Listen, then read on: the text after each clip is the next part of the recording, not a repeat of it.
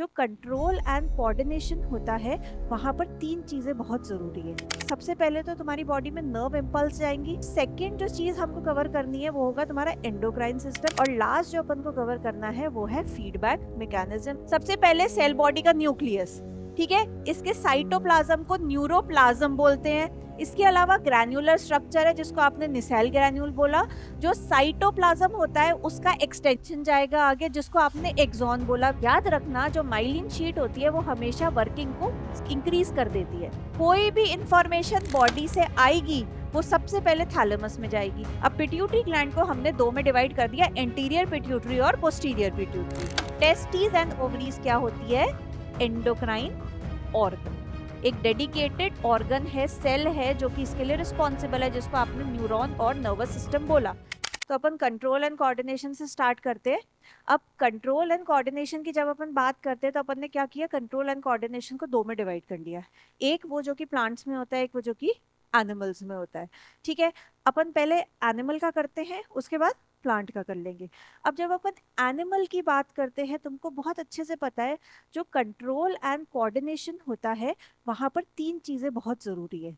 क्या क्या? सबसे पहले तो तुम्हारी बॉडी में नर्व इम्पल्स जाएंगी, तो नर्वस सिस्टम। ठीक है, अब ये जो नर्व इम्पल्स है तुम्हें पता है बॉडी में हर जगह नहीं जा पाती, तो जो बची हुई जगह होती है उसको हॉर्मोन्स ट्रिगर करते हैं। ठीक है, वहां पर हॉर्मोन्स एक्ट कर रहे हैं।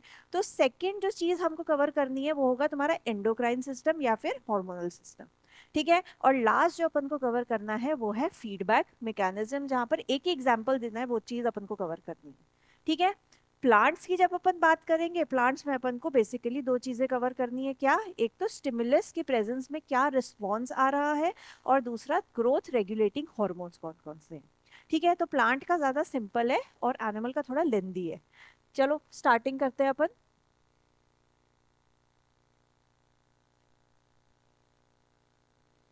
विजिबल है बच्चों? इतना चलेगा? चलेगा ये? विजिबल है? और थोड़ा बड़ा करूं? देखो, ठीक है, चलो ठीक है। Control and coordination. अब कंट्रोल क्या होता है? Regulates the internal body environment. ठीक है, तो इंटरनल बॉडी इन्वायरमेंट का जो भी रेगुलेशन हो रहा है वो किसी भी सेंस में हो सकता है। ठीक है, हो सकता है कि आपका वेस्ट मैनेजमेंट हो रहा है बॉडी में, हो सकता है आपका टेम्परेचर रेगुलेट हो रहा है। ठीक है, तो दोनों ही इसके अंदर आएंगे कंट्रोल के अंदर, जिसको हम बोलते हैं होम्योस्टैसिस। ठीक है, होम्योस्टैसिस तुमको वर्ड पता है, जनरली अपन किसके लिए यूज करते हैं? बॉडी टेम्परेचर को रेगुलेट करने के लिए। पर अगर बाकी प्रोसेसेस को भी आप देखोगे ना, उनको रेगुलेट करने के लिए जो वर्ड आता है ना, उसको भी आप होम्योस्टैसिस बोल रहे हो यहाँ पर। ठीक है, नेक्स्ट चीज क्या है? कोऑर्डिनेशन। अब कोऑर्डिनेशन के अंदर क्या हो रहा है कि बॉडी के सारे पार्ट्स एक साथ मिलकर के और वर्क करवा रहे हैं, उसको आप कोऑर्डिनेशन बोल रहे हो। ठीक है, तो कोऑर्डिनेशन में क्या है? Integrate and organise different body parts and system. मतलब सारे बॉडी पार्ट्स को साथ में जोड़ता है और उसको साथ में काम करवाता है, that is coordination. Enable proper communication between cells, tissues and organs. चलो नेक्स्ट चीज क्या दे रखी है? अब ये कंट्रोल एंड कोऑर्डिनेशन हमारी बॉडी में कैसे होगा? तो हमने तीन चीजों की बात करी। क्या क्या बात करी हमने? नर्वस सिस्टम की बात करी, एंडोक्राइन सिस्टम की बात करी, एंड फीडबैक मैकेनिज्म की बात करी। फीडबैक मैकेनिज्म और भी चीजों के साथ होता है, बट हमारे कोर्स में सिर्फ इंसुलिन है तो अपन उसके रिगार्डिंग पढ़ेंगे। ठीक है, तो नर्वस सिस्टम क्या होता है? Bodies electrical and chemical communication system connecting thoughts, movements and sensation. ठीक है, एंडोक्राइन सिस्टम में क्या है? Bodies hormonal system regulating growth, energy and mood. ठीक है, और लास्ट क्या है? Feedback mechanism, body self correcting loop maintaining balance and stability. ठीक है, पहली चीज पे आते हैं, क्या है आपका? Nervous system. रुक जाओ, छोड़ दो, बाद में कॉपी कर लेना। ठीक है, एक ही साथ कॉपी कर लेना, टाइम दे दूंगी। नर्वस सिस्टम की जब अपन बात करते हैं, तुमको पता है जैसे हमारे बॉडी का बेसिक यूनिट हमारा सेल कहलाता है, ऐसे ही जो नर्वस सिस्टम है इसका बेसिक यूनिट जो सेल है वो कौन सा है? न्यूरॉन। ठीक है, तो मतलब हमको पता है बहुत सारे जब न्यूरॉन साथ में जुड़ेंगे तो वो एक नर्व बनाएंगे, और बहुत सारी नर्व्स साथ में जुड़ेंगी तो वो आपका नर्वस सिस्टम बनाएंगी। ठीक है, तो इसी न्यूरॉन के बारे में पढ़ना है। अब न्यूरॉन को अपन ने डिवाइड किया था दो के अंदर, कौन कौन से पार्ट्स के अंदर?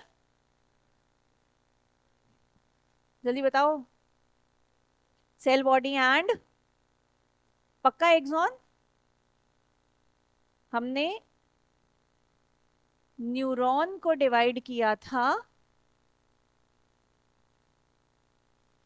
एक तो सेल बॉडी के अंदर, दूसरा हमने डिवाइड किया था इसको न्यूरल प्रोसेसेस के अंदर। याद करो एनसीईआरटी, उसमें भी न्यूरल प्रोसेसेस लिखा हुआ है। ठीक है, न्यूरल प्रोसेस को आप दो में डिवाइड करोगे। कौन से? एक वो प्रोसेस जो कि छोटा होता है, ब्रांच्ड होता है और मल्टीपल होता है, ठीक है, जिसको आप डेंड्राइट बोलते हो। दूसरा कौन सा होगा? लॉन्ग होगा, अनब्रांच्ड होगा, सिंगल होगा, तो उसको आप एक्सॉन बोलोगे। ठीक है, तो हमने क्या किया, हमने न्यूरॉन को दो में डिवाइड किया, सेल बॉडी में और उसके प्रोसेसेस में। ठीक है, पहले सेल बॉडी की बात करते हैं अपन। सेल बॉडी में क्या क्या चीजें हैं, जल्दी बताओ, क्या क्या बात करी थी अपन ने सेल बॉडी की? सबसे पहले सेल बॉडी का न्यूक्लियस, ठीक है, इसके साइटोप्लाज्म को न्यूरोप्लाज्म बोलते हैं। इसके अलावा ग्रैन्युलर स्ट्रक्चर है जिसको आपने निसेल ग्रैन्यूल बोला, जो कि एक्सॉन के अंदर एब्सेंट होता है, डेंड्राइट तक प्रेजेंट होगा। ठीक है, यहां तक क्लियर है? नेक्स्ट चीज हमने क्या पढ़ी थी? दो चीजें, एक तो जो साइटोप्लाज्म होता है उसका एक्सटेंशन जाएगा आगे, जिसको आपने एक्सॉन बोला, which is the process which is single, unbranched and long. ठीक है, सिंगल है, अनब्रांच्ड है और लंबा है, प्लस साइटोप्लाज्म का एक्सटेंशन है। अब अगर साइटोप्लाज्म का एक्सटेंशन होगा तो मतलब ऊपर मेम्ब्रेन तो है नहीं, तो मेम्ब्रेन को बनाने के लिए हमने यहाँ पर लगाए बहुत सारे सेल्स, जिसको आपने बोला श्वान सेल्स। श्वान सेल्स क्योंकि एक्सॉन की कवरिंग बना रहे हैं, इसको आप क्या बोलते हो? न्यूरोलेमा। याद है वर्ड? ठीक है, अब जो आपके श्वान सेल्स है, अगर ये माइलिन शीट को सिक्रीट करते हैं तो ऐसे नर्व को आप बोलते हो माइलिनेटेड नर्व। अगर नहीं सिक्रीट कर रहे तो आप बोल रहे हो नॉन माइलिनेटेड नर्व। तो मतलब एक्सॉन श्वान सेल्स तो सबके अंदर होगा, पर हर बार माइलिन शीट सिक्रीट करता है ये जरूरी नहीं है। तो माइलिन शीट वाले नर्व्स कहाँ पर होंगे? याद करो, ब्रेन एंड स्पाइनल कॉर्ड। ठीक है, याद रखना जो माइलिन शीट होती है वो हमेशा वर्किंग को इंक्रीज कर देती है ना, क्योंकि एक इंसुलेटिंग लेयर है। इंसुलेटिंग लेयर होगी या इंसुलेटर होगा, तुमको पता है करंट वहां से जाता नहीं है ना, तो करंट क्या करता है? जंप करता है। जंप करने की वजह से उसकी स्पीड बढ़ जाती है। तो स्पीड तुम्हें कहां पर बढ़ानी है?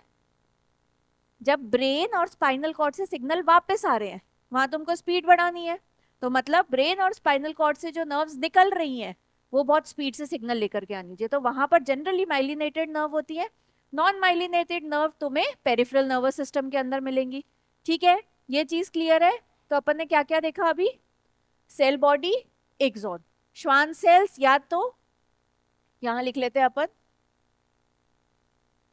माइलिन शीट बनाएंगे या फिर माइलिन शीट नहीं बनाएंगे। ठीक है, नेक्स्ट जब अपन बात करते हैं एंड ऑफ एक्सॉन को, तो एंड ऑफ एक्सॉन क्या करते हैं? बहुत सारी एंडिंग्स के अंदर डिवाइड हो जाते हैं, जिसको आप नर्व एंडिंग बोलते हो या फिर साइनेप्टिक नॉब बोलते हो। साइनेप्टिक नॉब जो होता है वो या तो दूसरे न्यूरॉन के साथ कनेक्शन बनाएगा या फिर किसी मसल के साथ कनेक्शन बनाएगा। अगर दूसरे न्यूरॉन के साथ कनेक्शन बना रहा है तो इसको हम बोलते हैं साइनैप्स। दूसरे मसल के साथ बना रहा है तो हम बोलते हैं न्यूरोमस्कुलर जंक्शन। ठीक है, तो मतलब जब इस चीज की बात करेंगे तो इसको या तो आप बोलोगे साइनैप्स या फिर आप इसको बोलोगे न्यूरोमस्कुलर जंक्शन। ठीक है, अब इस साइनैप्स या फिर न्यूरोमस्कुलर जंक्शन में क्या चीज हो रही है? सिग्नल्स जो इलेक्ट्रिकल फॉर्म में थे वो केमिकल फॉर्म में कन्वर्ट हो रहे हैं, और उसके बाद साइनेप्टिक क्लेफ्ट के थ्रू वो या तो दूसरे डेंड्राइट में जा रहे हैं या फिर मसल में जा रहे हैं। अगर डेंड्राइट के रिसेप्टर्स उसको रिसीव करेंगे तो क्या होगा? वापस से वो इलेक्ट्रिकल इंपल्स में कन्वर्ट हो जाएगा। ठीक है, अगर मसल इसको रिसीव करेगा तो क्या होगा? मसल की वर्किंग होगी, मतलब या तो कॉन्ट्रैक्शन होगा या फिर रिलैक्सेशन होगा। ये चीज क्लियर है? ठीक है, साइनैप्स से जो सिग्नल्स है वो आए, केमिकल में कन्वर्ट हुए, जिसको आपने बोला न्यूरोट्रांसमीटर। ठीक है, केमिकल साइनेप्टिक क्लेफ्ट के थ्रू, मतलब इस स्पेस के थ्रू, यहां से केमिकल्स आए, इस स्पेस में आए, इसको आपने बोला साइनेप्टिक क्लेफ्ट। यहां से गए कहां पर? इस रिसेप्टर के ऊपर। ठीक है, रिसेप्टर पे ये या तो कन्वर्ट हो जाएंगे किसमें? इलेक्ट्रिकल इंपल्स में, या फिर ये क्या करेंगे? काम करवाएंगे मसल का। ठीक है, तो दो चीजें हो गई, या तो इलेक्ट्रिकल इंपल्स में कन्वर्ट होंगे या फिर मसल का रिलैक्सेशन और कॉन्ट्रैक्शन कराएंगे। ठीक है, अब आ जाओ डेंड्राइट पे। डेंड्राइट कैसे होते हैं? सेल बॉडी का ही एक्सटेंशन है। ठीक है, अब ये क्या है? ये सेल बॉडी का एक्सटेंशन है, ये बहुत सारे होंगे, ये ब्रांच्ड होंगे। ठीक है, ये चीज क्लियर है? ये क्या करेंगे? सिग्नल्स को रिसीव करेंगे और उसको ट्रांसमिट करेंगे सेल बॉडी के पास, फिर सेल बॉडी आगे उसको एक्सॉन के पास भेज देगी। ठीक है, ये चीज क्लियर है? और कुछ बचा है?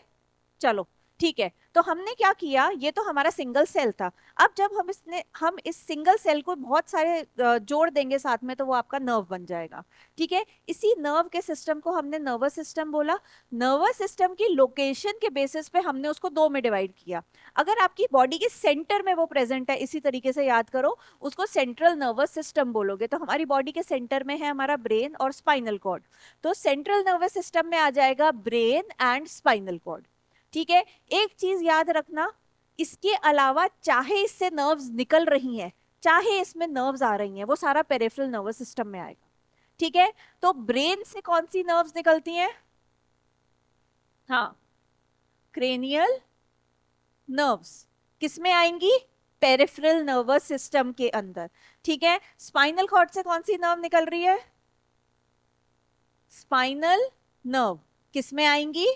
पेरिफेरल नर्वस सिस्टम में। मतलब सिर्फ ब्रेन और spinal cord central nervous system का पार्ट है, उससे जो नर्व्स निकल रही है वो सेंट्रल नर्वस सिस्टम का पार्ट नहीं है। ठीक है, एनसीईआरटी की लाइन याद है, फर्स्ट पैराग्राफ में ये चीज दे रखी है जब अपन ब्रेन नर्वस सिस्टम की बात करते हैं तो। ठीक है, नेक्स्ट क्या है? नेक्स्ट हो गया पेरिफेरल नर्वस सिस्टम। अब पेरिफेरल नर्वस सिस्टम में से क्रेनियल नर्व्स और पेरिफेरल नर्व्स हटा दो। ठीक है, अब हमारे पास हमने क्या किया, पेरिफेरल नर्वस सिस्टम को दो में डिवाइड कर दिया। वो नर्वस सिस्टम जो कि हमारे कंट्रोल में है, ठीक है, मतलब वॉलेंट्री, और वो जो कि हमारे कंट्रोल में नहीं है, मतलब इनवॉलेंट्री। तो हमने उसको दो में डिवाइड कर दिया, वॉलेंट्री एंड इनवॉलेंट्री। इनवॉलेंट्री मतलब ऑटोमेटिक, ऑटोमेटिक मतलब ऑटोनॉमस नर्वस सिस्टम। तो ये किस में आएगा? इसमें सारे वो पार्ट्स आएंगे जो कि इनवॉलेंट्री एक्शन परफॉर्म करते हैं, जैसे आपका गैस्ट्रोइंटेस्टाइनल ट्रैक, बॉडी में पेरिस्टालसिस हो रहा है, खाना डाइजेस्ट हो रहा है, हार्ट बीट कर रहा है, रेस्पिरेशन चल रहा है, किसमें आ जाएगा? ऑटोनॉमस नर्वस सिस्टम में। मतलब यहाँ से जो भी सिग्नल्स होंगे वो जाएंगे आपके ब्रेन की तरफ। ठीक है, दूसरा वो पार्ट हो गया जो कि हमारे कंट्रोल में है, उसको हमने बोला सोमैटिक नर्वस सिस्टम, या फिर इसके अंदर वॉलेंट्री पार्ट्स आ जाएंगे आपकी बॉडी के। ठीक है, अब जो ये नर्व्स है बेटा, इसको हमने दो कैटेगरी में और डिवाइड किया। कौन कौन सी? एक तो वो नर्व जो कि आपकी बॉडी से सिग्नल लेके जा रही है ब्रेन तक, इसको हम क्या बोलते हैं? Sensory nerves. ठीक है, या फिर एफरेंट नर्व्स। ठीक है, इफरेंट नहीं, एफरेंट। लाइफ प्रोसेस याद करो, afferent artery, efferent arteriole, artery नहीं आर्टीरियोल। ठीक है, वही है, जो लेकर के आएगी वो आर्टीरियोल, या फिर एफरेंट जो लेकर के जाएगी वो इफरेंट। ठीक है, तो हमने बोला कि जो नर्व्स हैं इसको आपने फर्दर दो के अंदर डिवाइड किया। कौन कौन सी? सेंसरी या फिर एफरेंट। ठीक है, दूसरी हो गई मोटर या फिर इफरेंट। ठीक है, ये वर्ड्स भी याद रखना। ठीक है ना, क्लियर है? आगे चले। नेक्स्ट चीज, हमको क्या चीज डिटेल में पढ़नी है? हमको पढ़ना है ब्रेन एंड स्पाइनल कॉर्ड। ठीक है, जब अपन ब्रेन की बात करते हैं तो हमने क्या किया था? हमने ब्रेन को डिवाइड किया था मेजर मेजर तीन पार्ट्स में। कौन कौन से तीन parts? Fore brain, mid brain और हाइंड ब्रेन, ये हमारे तीन मेजर पार्ट्स थे। ठीक है, फोर ब्रेन को हमने फर्दर तीन पार्ट्स में डिवाइड किया। कौन कौन से? सेरिबेलम के सेरिब्रम, सेरिब्रम, ठीक है, थैलेमस, हाइपोथैलेमस। ठीक है, फिर मिड ब्रेन को किसी में डिवाइड किया? Hind brain, cerebellum, pons and medulla, या फिर इसको आप मेड्यूला ओब्लोंगेटा भी बोलते हो। ठीक है, पहले पार्ट के ऊपर आ जाते हैं अपन सेरिब्रम, सेरिब्रम। ठीक है। सेरिब्रम हमने बोला, ये वाला जो लार्जेस्ट पार्ट है इसको आपने क्या बोला, सेरिब्रम। सेरिब्रम का काम क्या है, इंटेलिजेंस।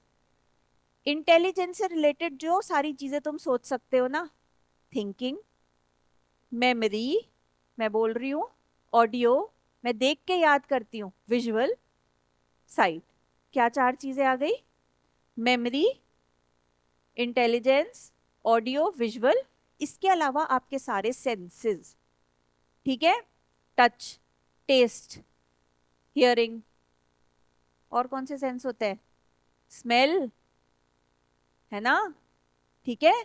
तो मतलब सेंसरी पार्ट आ गया। तुम जितना भी रिमेंबर कर सकते हो ना इंटेलिजेंस को लेकर के, वो सारा काम सेरिब्रम का है। अब इंटेलिजेंस किस किस चीज से आती है देखो, जो शेफ होगा उसकी इंटेलिजेंस कहाँ होगी, नोज एंड टंग में। और इंटेलिजेंस कहाँ होगी, मेमोरी में, उसने जो पढ़ा होगा, ठीक है। तो इस तरीके से याद करो, कोई भी क्वेश्चन आए उसको देखो, कोई केस स्टडी आ रही है क्या है उसके बारे में देखो, फिर समझो, फिर आंसर करो, ठीक है। तो cerebrum is concerned with memory and it is the largest part, ठीक है। नेक्स्ट कौन सा हो गया, थैलेमस। थैलेमस के लिए हमने क्या बात करी थी, हाँ शाबाश, it is the relay centre. Relay centre मतलब कोई भी इंफॉर्मेशन बॉडी से आएगी वो सबसे पहले थैलेमस में जाएगी, थैलेमस उसको देखेगा क्या है, फिर बॉडी ब्रेन के बचे हुए पार्ट में भेज देगा। ब्रेन जब उसको इंटरप्रेट करके वापस बॉडी के पास भेजेगा तो पहले वो थैलेमस के पास रुकेगी, थैलेमस फिर देखेगा उसको कि किस बॉडी पार्ट के पास भेजनी है, फिर उसको आगे भेज देगा, ठीक है। तो it is a relay centre. कोई भी क्वेश्चन आता है, फॉर एग्जाम्पल के चलो ठीक है, हमने बोला कि ब्रेन का पूरा पाथ बताओ कि जब आपने कोई ऑब्जेक्ट देखा तो आपकी बॉडी कैसे रिस्पॉन्स करेगी, वो पूरा पाथ बताओ, ठीक है। तो हमने देखा सबसे पहले सेंसरी नर्व्स, विजन के, वो क्या करेंगे, इसको इंफॉर्मेशन को ब्रेन के पास लेके जाएंगे या स्पाइनल कॉर्ड के पास, डायरेक्ट ब्रेन के पास ले जाएंगे कि स्पाइनल कॉर्ड से ब्रेन में जाएंगे,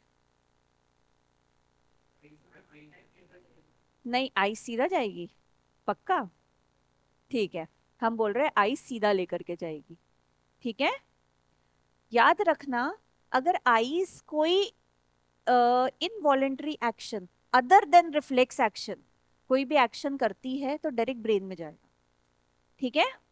पर जब रिफ्लेक्स एक्शन की बात कर आती है वहां पर स्पाइनल कॉर्ड इन्वॉल्व, ये चीज याद रखना। जैसे हम बोल रहे हैं आंख पे एकदम ब्राइट लाइट पड़ी, क्या होता है, प्यूपिल का कॉन्ट्रैक्शन रिलैक्सेशन, ताकि जो अमाउंट ऑफ आई है कितनी रेटिना पे फॉल कर रही है वो आप डिक्टेट उसको कंट्रोल कर सको, ठीक है। तो जब हम बात करें रिफ्लेक्स एक्शन की, वहां पर स्पाइनल कॉर्ड काम करेगी आई के केस में, ठीक है। बट और कोई एक्शन की बात करेंगे तो आई का कनेक्शन डायरेक्टली ब्रेन में होता है, तो डायरेक्टली ब्रेन के पास जाएगी। ब्रेन में कहा जाएगी, सबसे पहले थैलेमस, वहां से रिस्पेक्टिव पार्ट, ठीक है। जैसे सेरिब्रम है ना, सेरिब्रम से वर्किंग होगी वापस थैलेमस के पास, थैलेमस से आइस के पास, के क्या करना है, ठीक है, वॉट एवर जो भी है फंक्शन। तो उस हिसाब से कुछ भी बोल सकते हो कि लिफ्टिंग ऑफ एन ऑब्जेक्ट, इसके बारे में लिखो। तो लिफ्टिंग का जब आप बात करोगे तो सबसे पहले चीज पकड़ोगे, दिमाग में सोचोगे, तो वो सिग्नल जाएंगे थैलेमस के पास, फिर वो जाएंगे सेरेब्रम के पास, थिंकिंग होगी, वो जो एक्शन है वो वापस सेंड होगा कहाँ पर, थैलेमस में, थैलेमस में वो थैलेमस से जाएगा आपके हाथ के मसल्स में, ठीक है। और मसल्स का कॉन्ट्रैक्शन और रिलैक्सेशन होगा जिससे आप वो पर्टिकुलर ऑब्जेक्ट लिफ्ट करोगे, क्लियर है ना। इस तरीके से अगर पाथ आता है तो तुम ऐसे लिखोगे, क्लियर। और उसको वर्ड्स में लिखने की जगह एरो बनाओ, फ्लो चार्ट के फॉर्म में लिख के आओ, ठीक है ना। खुला खुला लिखो पेपर में, अच्छा अच्छा लिखो, साफ। हॉरिजॉन्टल फ्लो चार्ट से वर्टिकल फ्लो चार्ट ज्यादा क्लीन दिखता है, ठीक है ना। तो वर्टिकल फ्लो चार्ट लिख के आओगे तो ज्यादा इंप्रेशन पड़ता है, अच्छा साफ साफ दिखता है, ठीक है, क्लियर है। चले आगे, चलो ठीक है। नेक्स्ट क्या था, नेक्स्ट हो गया हाइपोथैलेमस। जल्दी बताओ हाइपोथैलेमस का काम है, पहला चीज टेम्परेचर, थर्स्ट, हंगर, हो गया। हार्मोन कहाँ से आवाज आई, हॉर्मोन्स, ठीक है, हॉर्मोन्स, क्योंकि पिट्यूटरी को कंट्रोल कर रहा है। तो आपने बोला pituitary is the master gland, तो हाइपोथैलेमस जो होगा वो मास्टर ऑफ मास्टर ग्लैंड हो जाएगा। ठीक है ना, तो इसके तीन मेजर काम हो गए, क्या क्या? Temperature regulation, hormonal secretion and thirst and hunger centre. ठीक है, तो ये तीन मेन काम हो गए जो हमको अभी इस लेवल पे पढ़ने। क्लियर है? ठीक है, यहां पर हमने लिखा है, देखो, regulate involuntary action, hunger and thirst centre, control body temperature. और एक चीज और ऐड कर दो अपन, हाइपोथैलेमिक हॉर्मोन्स। क्लियर है? ठीक है, चलो नेक्स्ट आ जाओ, मिड ब्रेन। मिड ब्रेन सबसे पहले तो कहाँ लोकेटेड है ये देखो, क्या बताओगे अगर तुम्हें आगे आगे what is the location of mid brain? क्या बताओगे? ब्रेन के मिडिल में नहीं, वेरी नाइस। हाँ, तुम्हारे ब्रेन में व्हाइट ब्लैक येलो ये सब कलर के पार्ट्स है ना, पॉन्स के ऊपर। और देखो आसपास क्या क्या स्ट्रक्चर्स है आसपास, देखो यहाँ क्या है? थैलेमस। यहाँ क्या है? हाइपोथैलेमस। ऊपर क्या है?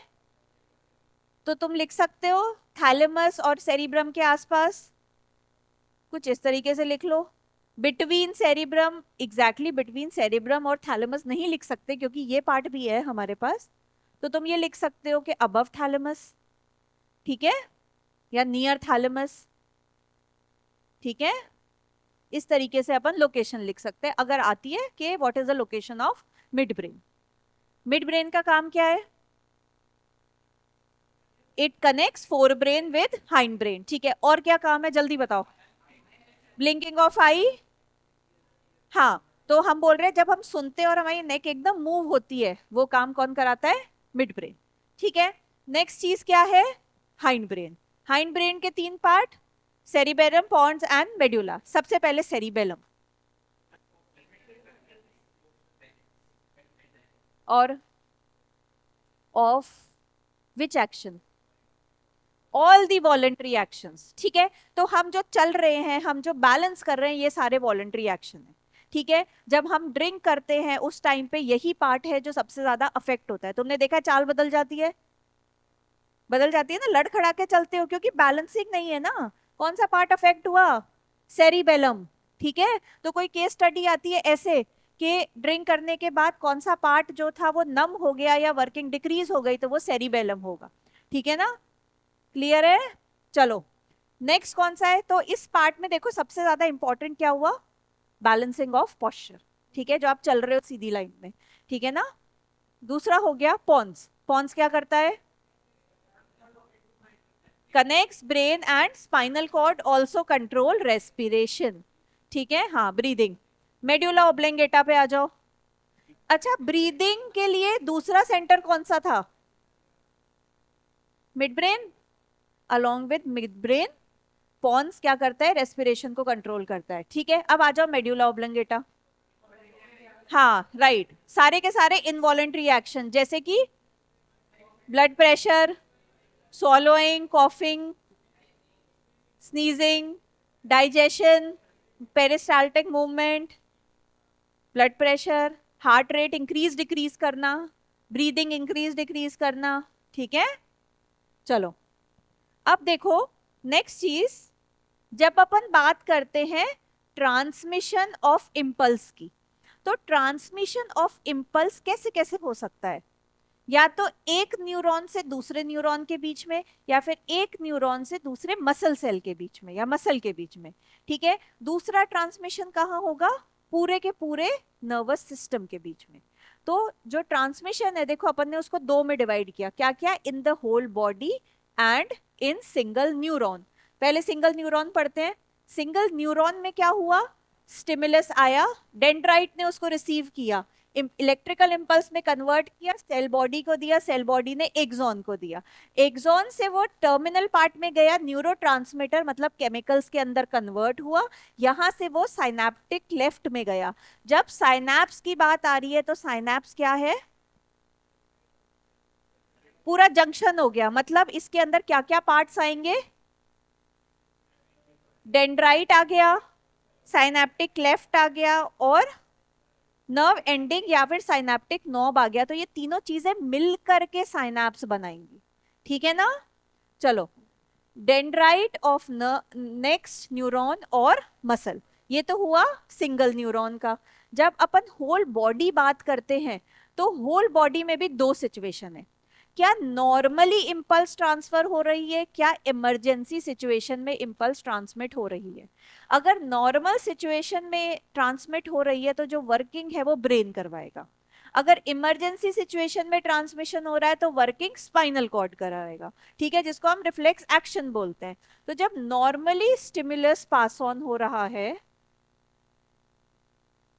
तो क्या होगा, sudden response is not necessary, ठीक है, हम आराम से सोच समझ के रिस्पॉन्स कर सकते हैं, पर इमरजेंसी सिचुएशन में तुमको सडन रिस्पॉन्स करना पड़ेगा, ठीक है। तो स्टिमुलस जो है वो सेंसरी न्यूरॉन के पास जाएगा, सेंसरी न्यूरॉन से वो जाएगा स्पाइनल कॉर्ड में, एक्सेप्ट आई, ये याद रखना, ठीक है। उसके बाद ब्रेन में जाएगा।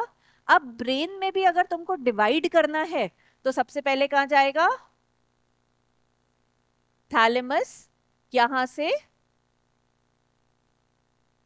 डिफरेंट पार्ट्स ऑफ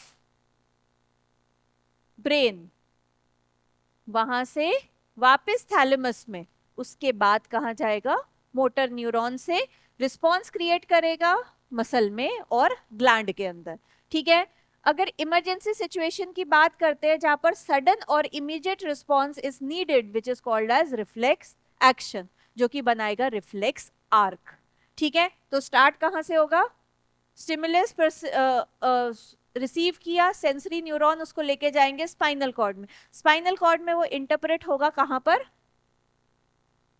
वो एक ऐसी चीज बनी हुई थी, हाँ शाबाश, रीले न्यूरॉन्स में। रीले न्यूरॉन क्या करेंगे, उसका रिस्पॉन्स भेजेंगे मोटर न्यूरॉन के पास इफेक्टिव ऑर्गन पे और रिस्पॉन्स जनरेट होगा, ठीक है। ये चीज क्लियर है। तो यहां पर इंपॉर्टेंट वर्ड क्या है, रीले न्यूरॉन, या फिर इसको आप रीले सेंटर भी बोल सकते हो, ठीक है, क्लियर है। चलो, एग्जाम्पल क्या दे रखा है, प्यूपिल contraction on bright light and touching a hot object, ठीक है, और भी तुमको इमरजेंसी सिचुएशंस पता है ना। चलो, एक बार ये चैप्टर खत्म करते हैं, उसके बाद कॉपी करेंगे। नेक्स्ट क्या करे बोलो, प्लांट के एंडोक्राइन सिस्टम पहले कर ले, एंडोक्राइन कर ले पहले, ठीक है। तो हमने बोला कि जो भी सिग्नल्स सारे सेल्स के पास नहीं जा पा रहे, वहां पर न्यूरॉन काम ले रहा है या फिर नर्वस सिस्टम हेल्प ले रहा है, किसकी, एंडोक्राइन सिस्टम की, ठीक है। अब ये एंडोक्राइन सिस्टम क्या है, कौन बताएगा, जल्दी बताओ, इतना थोड़े ना सोचना होता है। केमिकल्स हैं, ठीक है, हॉर्मोन्स क्या हैं, दीज आर केमिकल्स, ठीक है। अब कौन से केमिकल रिलीज हो रहे हैं किस ग्लैंड से, उसके बेसिस पे हमने इन ग्लैंड्स को कर दिया डिवाइड दो के अंदर, ठीक है।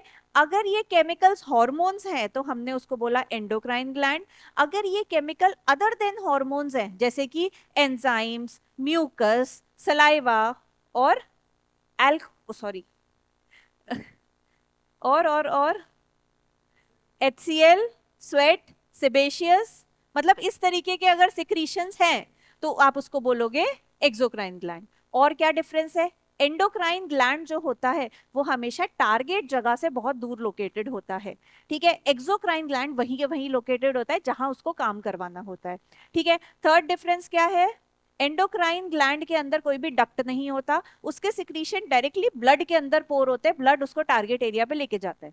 एक्सोक्राइन ग्लैंड के पास डक्ट होता है और उन डक्ट से वो अपने टारगेट एरिया में डायरेक्टली सिक्रीशन जो होते हैं वो पोर करते हैं, ठीक है। जैसे कि स्लाइवरी ग्लैंड, यहाँ का जो डक्ट है वो सिक्रीशन डायरेक्टली मुंह के अंदर पोर कर रहा है जहां पर उसको काम करवाना है, ठीक है। या फिर बाइल गॉल ब्लैडर, जो कि बाइल डक्ट के थ्रू डायरेक्टली इंटेस्टाइन के अंदर, कौन सा इंटेस्टाइन, स्मॉल इंटेस्टाइन में सिक्रीशन पोर कर रहा है, या फिर पैनक्रियाटिक डक्ट, ठीक है।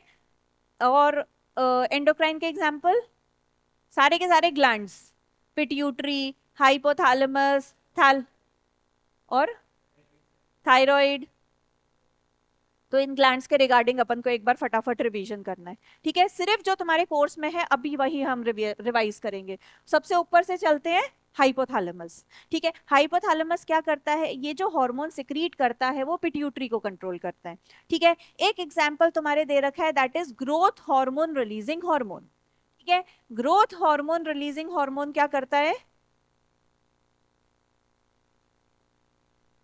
जल्दी बताओ, मैं सुन रही हूं।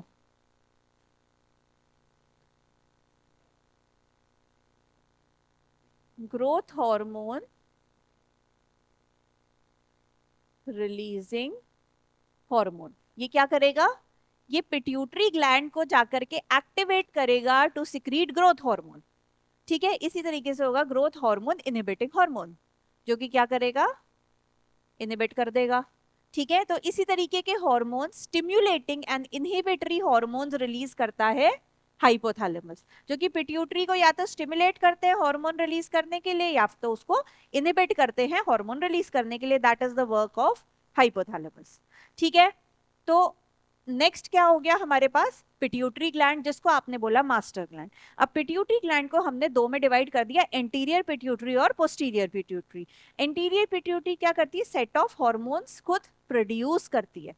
पोस्टीरियर पिट्यूटरी क्या करती है, स्टोर करती है, बिल्कुल गॉल ब्लैडर की जगह। जैसे लिवर के जो सिक्रीशंस थे वो गॉल ब्लैडर में स्टोर हो रहे थे, जरूरत पड़ने पे रिलीज हो रहे थे, सेम काम कौन करेगा, पोस्टीरियर पिट्यूटरी हाइपोथैलेमस के सिक्रीशंस या हार्मोन्स को स्टोर करेगी, जब जरूरत होगा तब उसको रिलीज कर देगी, ठीक है। हार्मोन्स कौन कौन से पढ़ने हैं अपन को, एंटीरियर के growth hormone, thyroid stimulating hormone और LH एंड FSH, ठीक है। कोर्स में तुम्हारे ये तीन ही हैं जो बुक में दे रखे हैं। LH और FSH हमको इस चैप्टर में नहीं दे रखे, रिप्रोडक्शन वाले चैप्टर के अंदर दे रखे हैं, ठीक है। चलो, पोस्टीरियर में ऑक्सीटोसिन वेसोप्रेसिन दोनों ही नहीं दे रखे तुम्हारे, तो यहाँ पर हमको दोनों ही नहीं पढ़ने, वहां भी नहीं दे रखे, ठीक है। तो अपन ने ओलंपियाड के हिसाब से पढ़े थे, अभी सिर्फ तुमको ये तीन हॉर्मोन्स पढ़ने हैं, ठीक है। ग्रोथ हार्मोन क्या करता है, ग्रोथ करवाता है, कम रिलीज हो तो ग्रोथ कम होगी, जिसको आप डॉर्फिज्म बोलोगे। हद से ज्यादा रिलीज हो जाए तो हद से ज्यादा ग्रोथ जाइजेंटिज्म हो जाएगा, ठीक है। थायराइड स्टिमुलेटिंग हार्मोन क्या करता है, थायराइड ग्लैंड को एक्टिवेट करता है टू रिलीज थायराइड हार्मोन, जिसको आप थायरॉक्सिन भी बोलते हो, ठीक है। नेक्स्ट कौन सा हो गया, पीनियल, काम का नहीं है, thyroid gland. Thyroid gland butterfly shape का ग्लैंड है, कहां पर प्रेजेंट है, नेक में, काम क्या है, मेटाबॉलिज्म, ठीक है। तो थायराइड ग्लैंड जो है वो थायराइड हार्मोन सिक्रीट करता है, जिसको आप थायरॉक्सिन भी बोल सकते हो या फिर T3 या फिर T4 हार्मोन बोलते हो, ठीक है। इसका काम क्या है, बॉडी में मेटाबॉलिज्म को कंट्रोल करता है, रेट ऑफ मेटाबॉलिज्म कंट्रोल करता है। मेटाबॉलिज्म का मतलब, आपने खाना खाया, खाना डाइजेस्ट हुआ, न्यूट्रिएंट्स आपके बॉडी में एब्जॉर्ब हो गए, अब उन न्यूट्रिएंट्स का क्या करना है, क्या उनको स्टोर कर देना है, क्या उनको यूज कर देना है, दैट इज मेटाबॉलिज्म। मेटाबॉलिज्म अगर स्लो हुआ तो सारा का सारा न्यूट्रिएंट स्टोर हो जाएगा, मेटाबॉलिज्म अगर फास्ट हुआ तो यू यूटिलाइज हो जाएगा, ठीक है। अपन बोलते हैं ना यार, कईयों को तो पानी भी लग जाता है, बोलते हैं ना, पानी लगना मतलब कि मेटाबॉलिज्म स्लो है, जो खाओगे फटाफट से स्टोर हो जाता है, वेट गेन कर देता है, ठीक है। मेटाबॉलिज्म फास्ट, यार ये तो कुछ भी खा लेती है, पतली पतली की पतली रहती है, या कुछ भी खा लेता है, मोटा ही नहीं होता है ना, तो दैट मीन्स मेटाबॉलिज्म बहुत फास्ट है। तो ये काम कौन करा रहा है, तुम्हारा थायराइड ग्लैंड। थायराइड ग्लैंड के जो थायराइड हार्मोन है उसका रॉ मटेरियल क्या है, आयोडीन, ठीक है। अगर आयोडीन की कमी हो जाए तो क्या होगा, सीधा क्वाइटर हो जाएगा। पीछे क्या चल रहा है मैकेनिज्म, थायराइड की अगर कमी हुई तो ब्लड में थायराइड आयोडीन की मात्रा कम हुई तो ब्लड में आयोडीन की मात्रा कम हो जाएगी। तो जो थायराइड ग्लैंड के सेल्स हैं ये क्या करेंगे, ज्यादा से ज्यादा आयोडीन को एब्जॉर्ब करने की कोशिश करेंगे, क्योंकि सेल का साइज छोटा है तो उसका सरफेस एरिया भी कम रहेगा, तो सेल क्या करेगा, अपना साइज बड़ा कर लेगा कि मेरा सरफेस एरिया बढ़ जाए, मैं ज्यादा ब्लड के कांटेक्ट में आऊं और जितना आयोडीन हो सकता है उसको एब्जॉर्ब कर दूं। तो सेल अगर साइज में बढ़ेगा तो थायराइड ग्लैंड का साइज भी बढ़ जाएगा, ठीक है। ये बड़ा हुआ थायराइड ग्लैंड तुम्हें यहाँ नेक में स्वेलिंग की तरह अपीयर करेगा, which is known as goitre, clear है, ठीक है। नेक्स्ट अपन को कौन सा पढ़ना है, parathyroid gland. Parathyroid gland parathyroid hormone secrete करता है, जो कि कैल्शियम का मेटाबॉलिज्म करता है आपकी बॉडी में, ठीक है, कितने होते हैं नंबर में? 4। कहाँ लोकेटेड होता है? थायराइड के पीछे की तरफ, मतलब posterior to the thyroid. Thyroid पे अटैच्ड होता है, पोस्टीरियर पार्ट में लोकेटेड होता है। ठीक है, नेक्स्ट है थाइमस। थाइमस को आप बोलते हो प्राइमरी लिम्फोइड ऑर्गन। क्या बोला मैंने? 9th से कनेक्टेड है इसलिए बता रही हूं। हाँ बिल्कुल, लिम्फोइड ऑर्गन। जो हमारे टी लिम्फोसाइट्स होते हैं ना बेटा, लिम्फोसाइट्स पता है क्या होते हैं? डब्ल्यूबीसी का एक सेल होता है, 9th में तुमने पढ़ा था। उसके अंदर जो टी लिम्फोसाइट होता है उसको ये मेच्योर करता है और स्टोर करता है।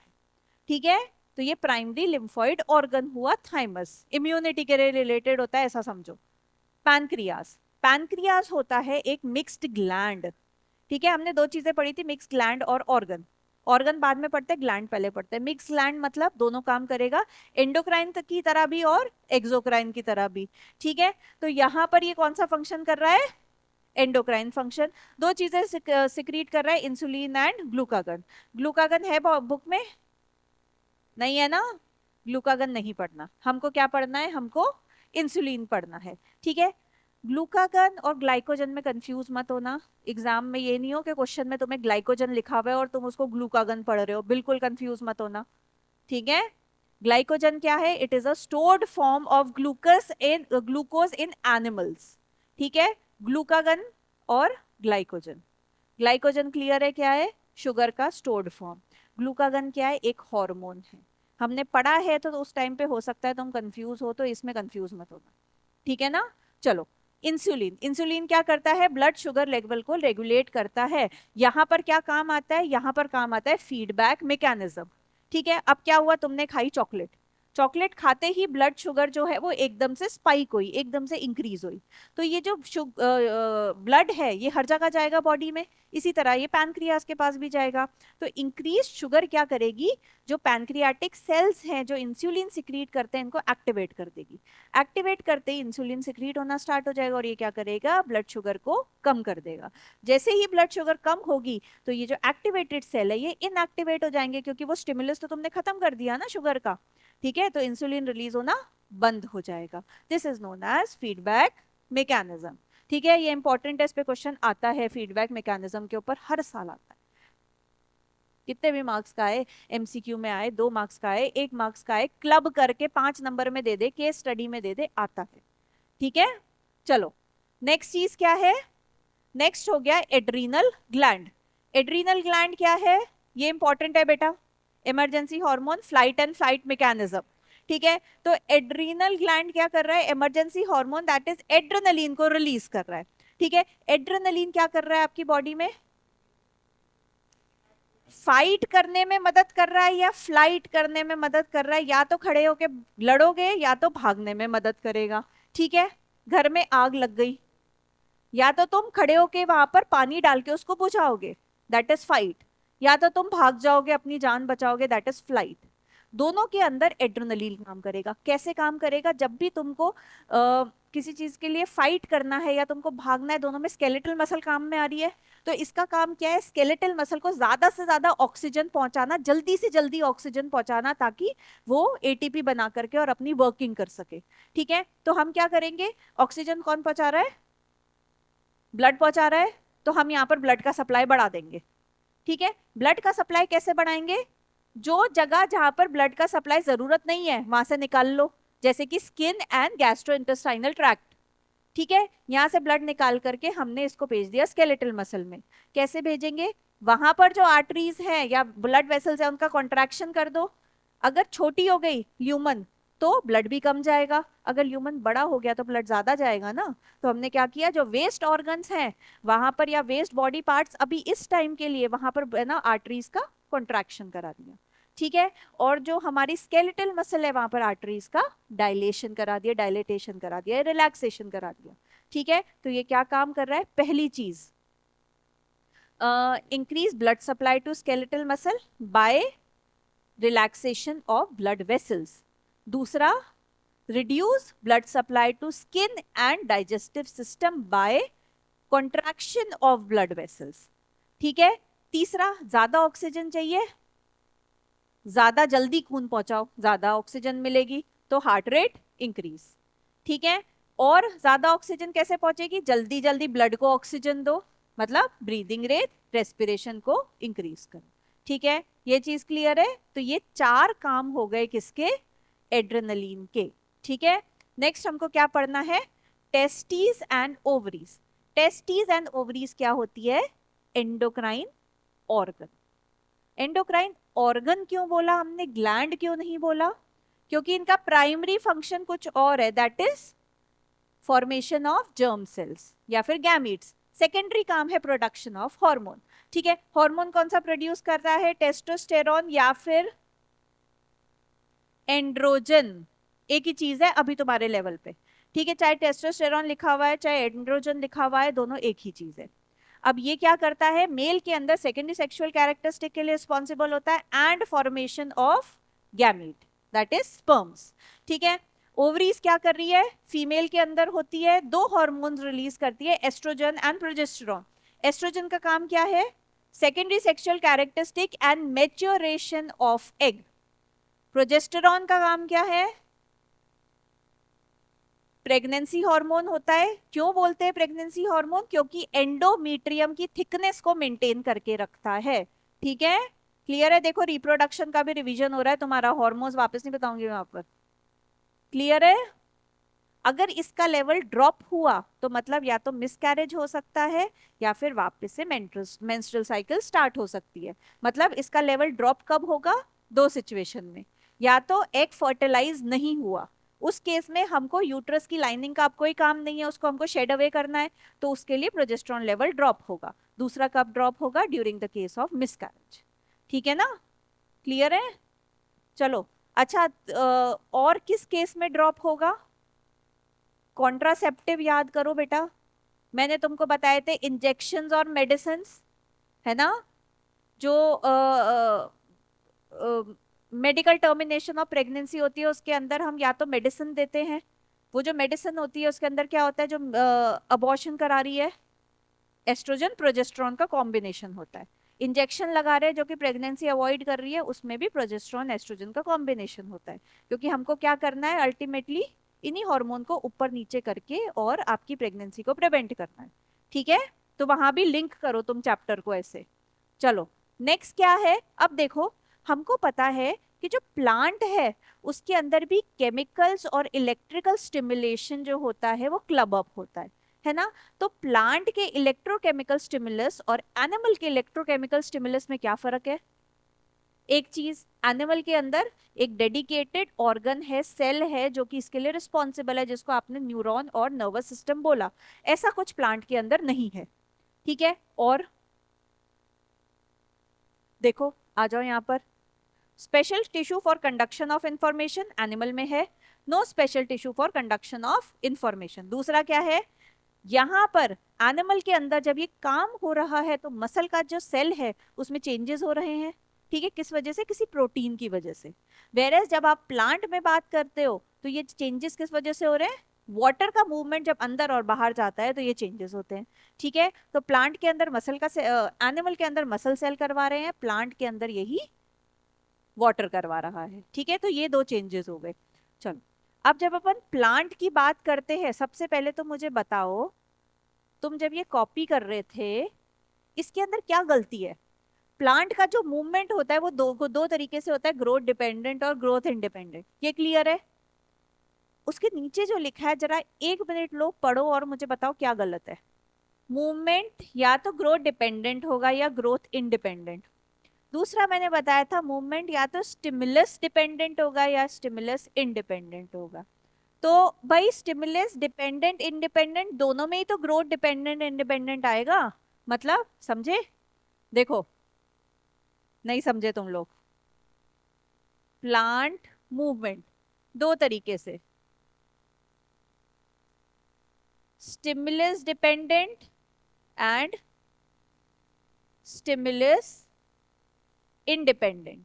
स्टिमुलस डिपेंडेंट फिर 2 तरीके के होंगे, ग्रोथ डिपेंडेंट, ग्रोथ इंडिपेंडेंट, ये भी होंगे growth dependent and growth independent. समझे, तो मतलब यहां पर क्या आएगा, स्टिमुलस, इधर भी स्टिमुलस। समझ गए क्या कि नहीं समझे? नहीं समझे? देखो, क्या ये तो समझ में आया, प्लांट का जो मूवमेंट होगा उसमें या तो वो मूवमेंट ग्रोथ की वजह से होगा, या फिर वाटर के इन एंड आउट मतलब शेल के श्रिंक या फिर एक्सपैंड होने की वजह से होगा। ठीक है, मतलब या तो टेम्पररी हो सकता है या तो परमानेंट हो सकता है। क्या वो टेम्पररी मूवमेंट स्टिमुलस के ऊपर डिपेंडेंट है या फिर स्टिमुलस के ऊपर डिपेंडेंट नहीं है? समझ में आया? कैसे हो सकता है टेम्पररी मूवमेंट किसी फ्लावर में हो रहा है, ठीक है, जैसे कि मैंने बोला सनफ्लावर में हो रहा है। सनफ्लावर में होगा तो स्टिमुलस डिपेंडेंट होगा, मतलब लाइट जहां जहां जाएगी वहां सनफ्लावर मूव करेगा, तो क्या हो गया, स्टिमुलस डिपेंडेंट, पर ग्रोथ नहीं हो रही उसमें। ठीक है। दूसरा, मैंने बोला डे एंड नाइट फ्लावर है, रात को बंद हो जाता है, सुबह खिल जाता है, स्टिमुलस इंडिपेंडेंट हुआ, ग्रोथ भी तो कहाँ हो रहा है। समझे? दूसरा एग्जाम्पल लो, ग्रोथ डिपेंडेंट। ठीक है, मैंने बोला लाइट की वजह से जो स्टेम है उसमें ऑक्सीजन सिक्रीट होता है और ग्रोथ होती है, तो स्टेम बेंड हो जाती है, वो परमानेंट मूवमेंट हुआ। ठीक है, यहाँ पर स्टिमुलस काम कर रहा है। ठीक है। दूसरा, फ्लावर के जो पेटल्स हैं उनका साइज अपने आप बढ़ रहा है ना, स्टिमुलस वहां जरूरत नहीं है, स्टिमुलस की तरफ थोड़ी ना जा रहा है, वो तो अपने एक्सेस पे ही लीव्स जो है वो पेटल्स जो है वो बढ़ रही है ना। समझे? अब समझे मैं क्या बोल रही हूँ? ठीक है, तो यहां पर आएगा stimulus dependent and stimulus independent. Stimulus dependent को हम बोलते हैं ट्रॉपिक मूवमेंट। ट्रॉपिक मूवमेंट या तो टुवर्ड्स द स्टिमुलस होंगे, जिसको आपने पॉजिटिव ट्रॉपिक मूवमेंट बोला, ठीक है, या तो स्टिमुलस के अगेंस्ट होंगे, जिसको आप नेगेटिव ट्रॉपिक मूवमेंट बोलोगे। स्टिमुलस हमको क्या क्या लेने हैं? Light, gravity, water, touch and chemical. तो ये 5 हमको स्टिमुलस लेने हैं। पहला लेते हैं हम लाइट। लाइट को आप बोलते हो फोटो, तो फोटोट्रोपिज्म, नेगेटिव फोटोट्रोपिज्म और पॉजिटिव फोटोट्रोपिज्म। ठीक है, पॉजिटिव फोटोट्रोपिज्म मतलब लाइट के टुवर्ड प्लांट मूव करेगा, नेगेटिव मतलब अवे फ्रॉम लाइट मूव करेगा। ठीक है, stem towards the light move करता है, root away from the light move करता है। ठीक है। दूसरा स्टिमुलस हो गया जियोट्रॉपिक, मतलब ग्रेविटी। ग्रेविटी के अंदर प्लांट टुवर्ड्स ग्राउंड या फिर ग्रेविटी मूव करेगा, या अवे फ्रॉम द ग्राउंड और ग्रेविटी मूव करेगा। एग्जाम्पल क्या हो गए? यहाँ आएगा रूट, इधर आएगा स्टेम। ठीक है, पॉजिटिव में हो गया कि जो जड़ें होती है वो टुवर्ड्स ग्रेविटी जाती हैं, ठीक है, और नेगेटिव होगा जो स्टेम होता है वो अवे फ्रॉम द ग्रेविटी जाता है।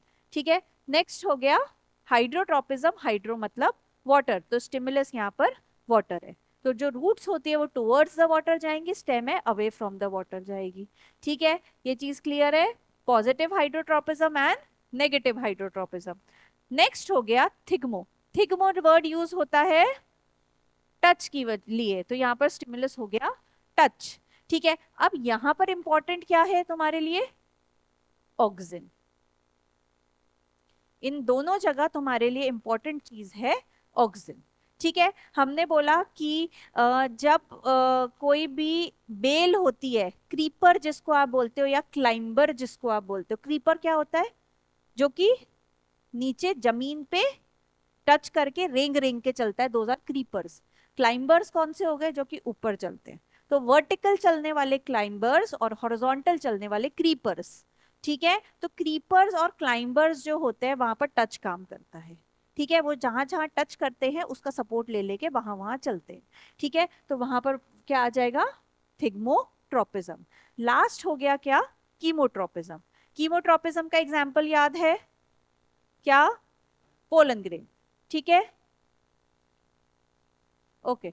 हमने बोला कि स्टिग्मा के ऊपर जब पोलन ग्रेन लैंड करता है तो उसको ओव्यूल के जो लोअर एंड होता है यहां से स्टिमुलस मिलता है। ठीक है, तो वो जो पोलन ट्यूब होती है वो ग्रो करके क्या करती है, यहां से ओव्यूल के अंदर एंटर करती है। ठीक है, this is due to positive chemotropism. Negative तुम्हारे कोर्स में नहीं है तो इसका एग्जाम्पल अपन को नहीं करना। ठीक है, नेक्स्ट कौन सा हो गया? नेक्स्ट हो गए stimulus which are independent, movements which are independent of the stimulus, those are known as nastic movement. तो पहला हो गया फोटोनास्टिक मूवमेंट, जहां पर लाइट की वजह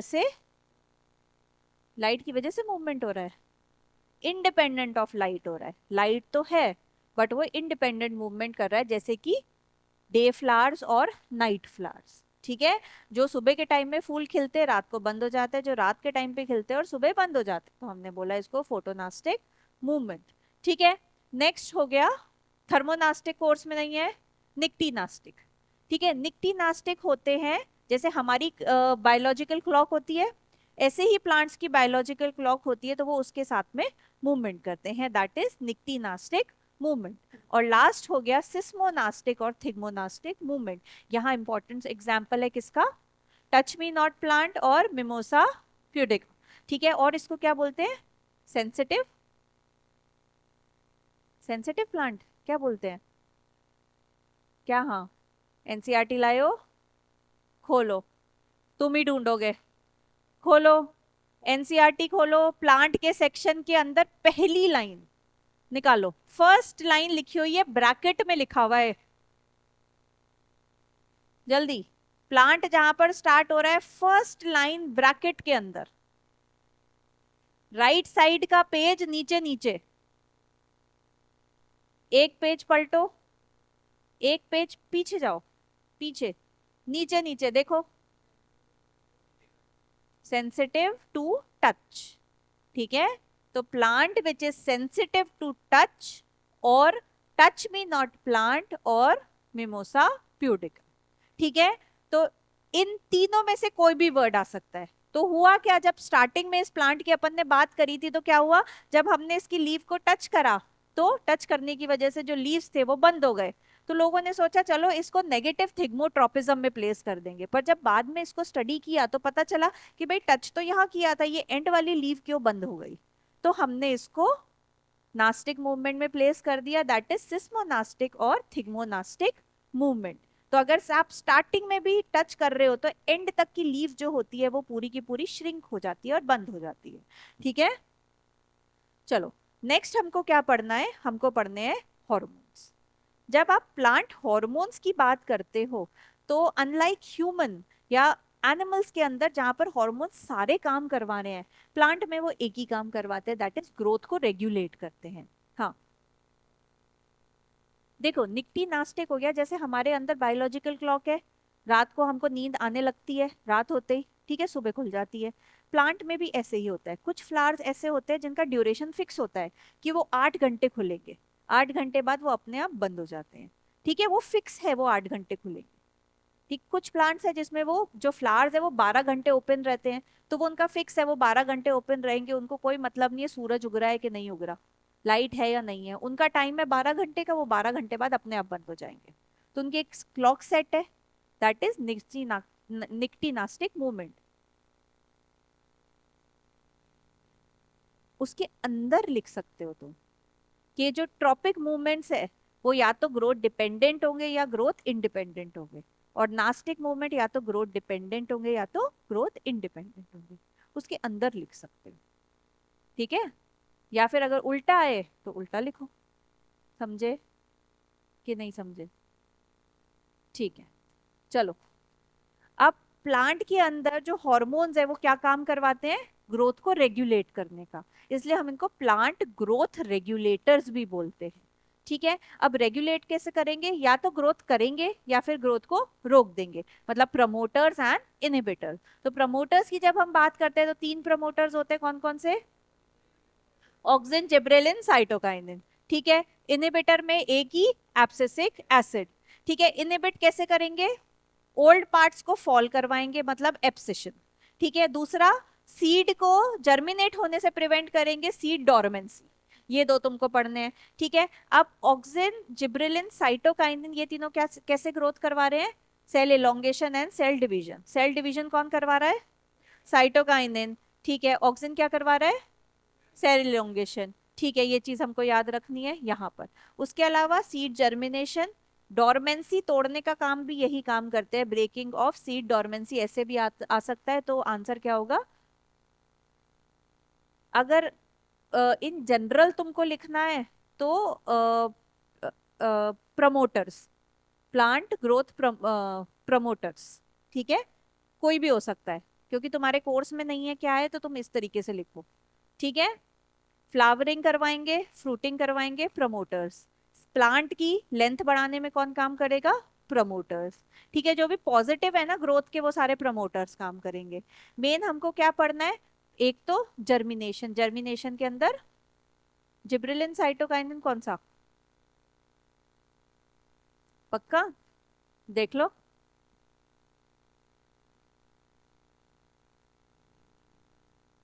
जिब्रेलिन, ठीक है। जिब्रेलिन अकेला हार्मोन है जो कि जर्मिनेशन कराने में मदद करेगा, ठीक है।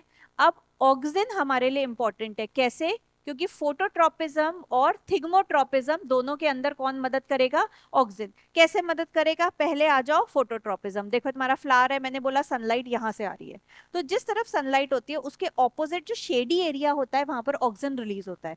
यहाँ पर ऑक्सिन अक्यूमुलेट होने की वजह से क्या होगा? यहाँ के जो सेल्स होंगे वो इलोंगेट हो जाएंगे, बड़े होने की वजह से ये वाला जो पार्ट होगा इस तरफ से झुक जाएगा और हमको ऐसा लगेगा जो प्लांट है वो टुवर्ड्स दी लाइट मूव कर रहा है, ठीक है। दूसरा हो गया थिग्मोट्रोपिज्म। अब थिग्मोट्रोपिज्म में क्या होगा? एक चीज याद रखना, ऑक्सिन हमेशा प्लांट की टिप, स्टेम की टिप पे ही रिलीज होता है, ठीक है ना। तो थिग्मोट्रोपिज्म में क्या होगा? जो बेल है, क्लाइंबर है, वो जब भी टच करेगा किसी सपोर्ट को तो कहां से? स्टेम की टिप से टच करेगा, तो टिप पे ऑक्सीजन रिलीज होता है। कहां पर होगा? जहां पर टच करेगा उसके ऑपोजिट साइड में।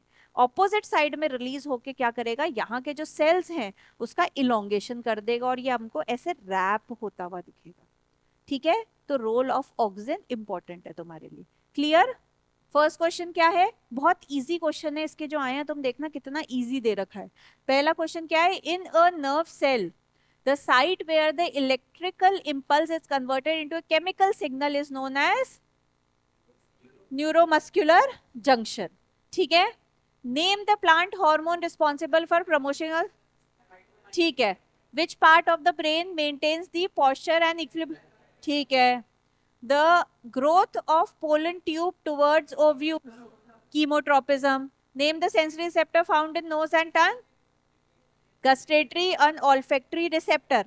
यहां से मेरे को एक चीज याद आई, सेरिब्रम के जो पार्ट्स होते हैं सारे कनेक्टेड होते हैं, कनेक्टेड होते हैं ना। मतलब तुम्हारे पास एग्जाम्पल है कि जब नाक बंद होता है तो खाने का टेस्ट नहीं आता, मतलब ऑल्फैक्टरी और गस्टेटरी रिसेप्टर कनेक्टेड है।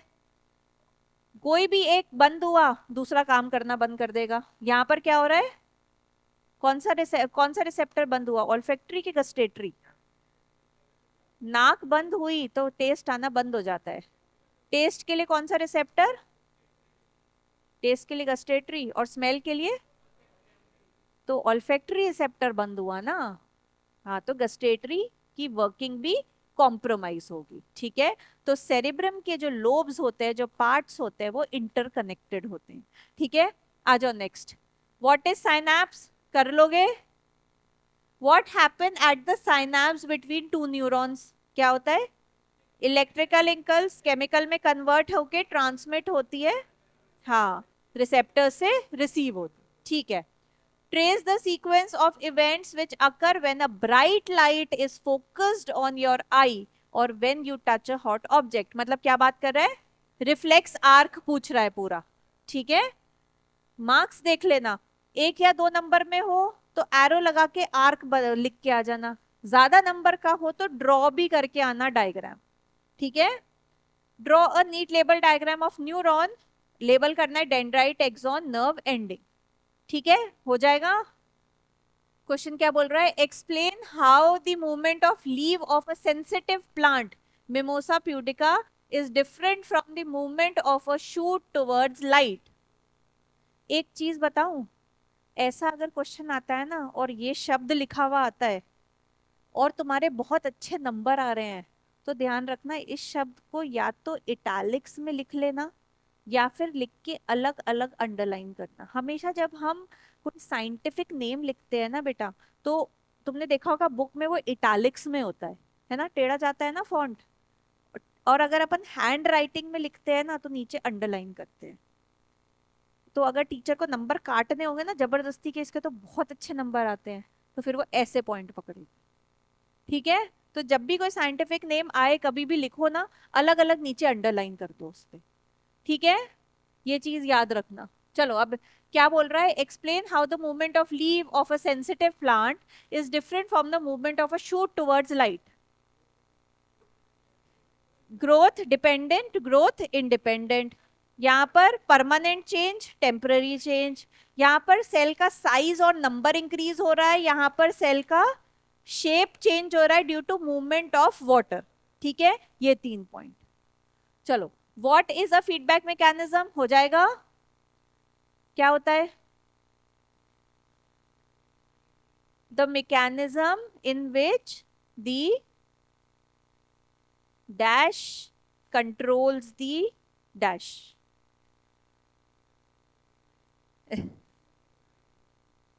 नहीं, insulin controls the amount of sugar. Stimulus, हाँ, stimulus controls the secretion of hormone. ठीक है, it is the response in which stimulus controls the secretion of hormone। ठीक है, या stimulus regulates the secretion of hormone, दोनों का रखो। चलो, explain with the help of an example how the timing and amount of hormone released are regulated। हो जाएगा, insulin का एग्जाम्पल देना है। चलो, list the main part of the human brain and write one function of each। Fore brain, mid brain, hide brain. अब marks देखना, अगर ज्यादा नंबर का है, जैसे 4 या 5 नंबर में ये आ रहा है, तो हर एक पार्ट को कैटेगराइज करो और हर एक डिफरेंट पार्ट का वो लिखो फंक्शन। 1-2 नंबर में आ रहा है, फोर ब्रेन का जनरल फंक्शन, मिड ब्रेन का जनरल फंक्शन और हाइंड ब्रेन का जनरल फंक्शन। ठीक है, तो मार्क्स देख के आंसर करना है इसके अंदर। क्लियर है?